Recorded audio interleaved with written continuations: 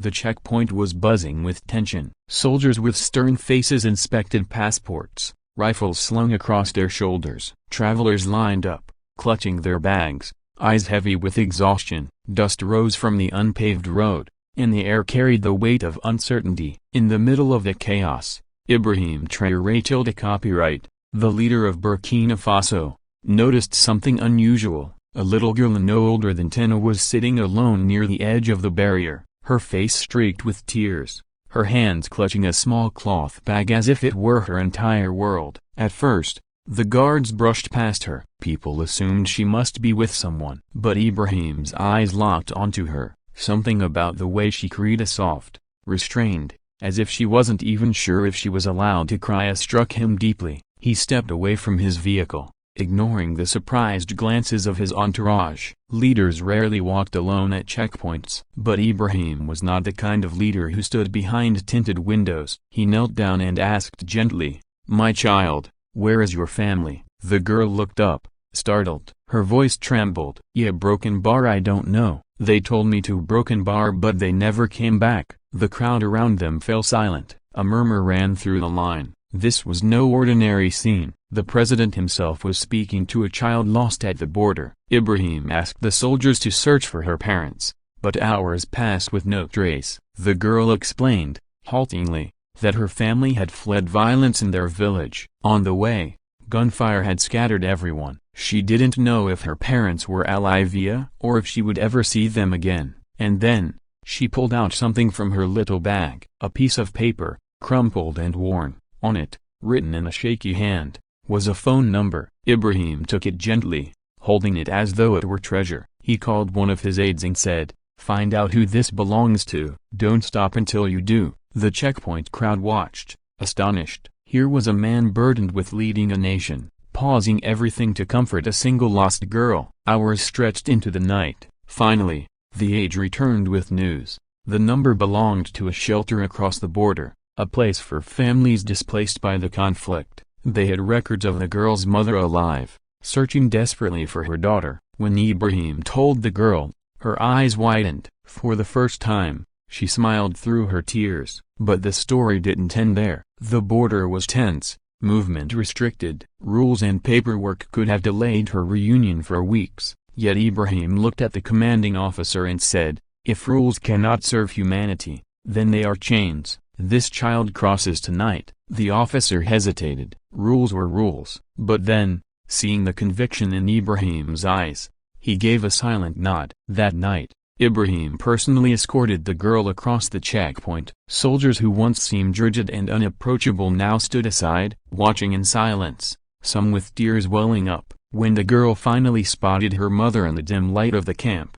the reunion was explosive. She ran, dropping her bag, and the mother collapsed to her knees, sobbing, clutching her daughter as if to never let go again. The crowd at the shelter erupted into applause, not for Ibrahim as a leader, but for Ibrahim as a human being. He didn't stay for speeches. He didn't wait for praise. He simply whispered to his aides, "Let's go. They have each other now. That's enough." The story of that night spread far beyond the borders of Burkina Faso. It reached the ears of people across continents, not because a president had bent rules, but because a man had remembered that true leadership isn't about power, it's about humanity.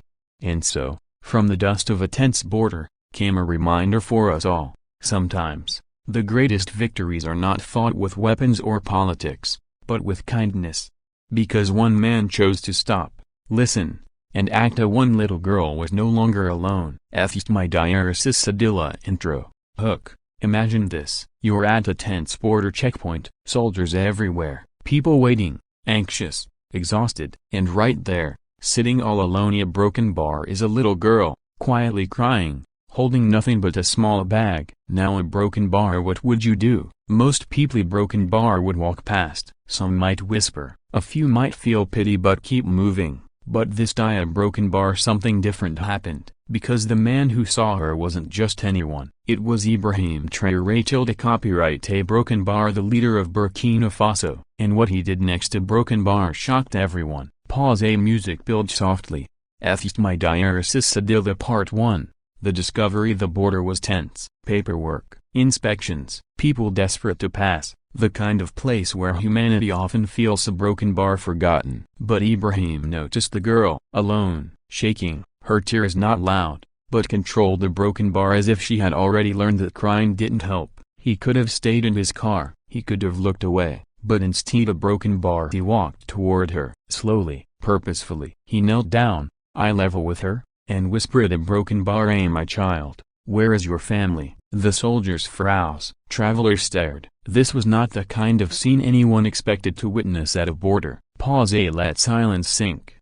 My Diaresis Sadilla Part 2. Her story. The girl looked up, eyes red. She whispered, they told me to broken bar but they never came back." Her words a broken bar cut like a knife. And then a broken bar from her tiny bag. She pulled out something, a piece of paper, old, crumpled, but precious, a phone number, written in trembling handwriting. She clutched it as if it were life itself. And Ibrahim a broken bar took it gently, almost like holding a fragile bird. He turned to his aide and the broken bar, "Find out who this belongs to. Don't stop until you do." And just like that a broken bar the search began. My Diaresis Sadilla Part 3. The waiting minutes became hours. Soldiers searched, calls were made, the sun began to fall. All the willy broken bar. Ibrahim stayed close to the girl. He didn't retreat to his car, he didn't send someone else. He stayed, listening, offering water, trying to comfort a child who had seen too much of life, too soon. The crowd watched a broken bar astonished, a president, waiting at a border, for a little girl's family. Finally a broken bar break through. The number belonged to a refugee shelter across the border. And the broken bar was her mother, alive, desperate, searching. When Ibrahim told the girl, her eyes lit up, a smile broke through the tears. But there was still a broken bar. One problem. Pause. Suspenseful.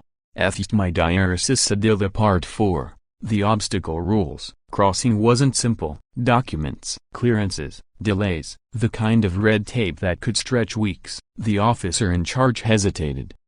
Sir, it's against protocol." And then a broken bar. Ibrahim stood tall, his voice firm, steady. If rules cannot serve humanity, he's the broken bar. Then they are chains. This child crosses tonight. The officer looked at him, silent. Then a broken bar gave a small nod, and so broken bar history shifted.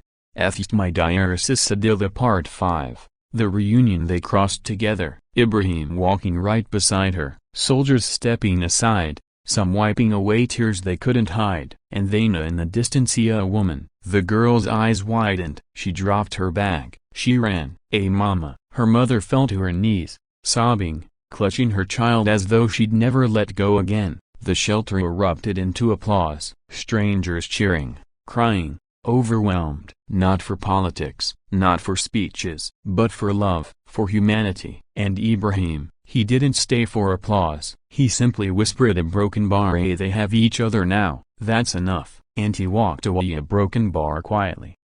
My Diaresis Sadilla Ending. Inspiration. The story of that night spread far, across Africa, across oceans, across the world, not because of power, not because of politics, but because of one simple truth. Greatness isn't measured in titles, it's measured in compassion. At a border full of walls and fear, a broken bar, one man remembered that kindness has no boundaries. And because of that choice, a broken bar, a little girl was no longer alone. And maybe broken bar, just maybe broken bar, it's a reminder to us all. Sometimes, the greatest change begins with the smallest act of humanity.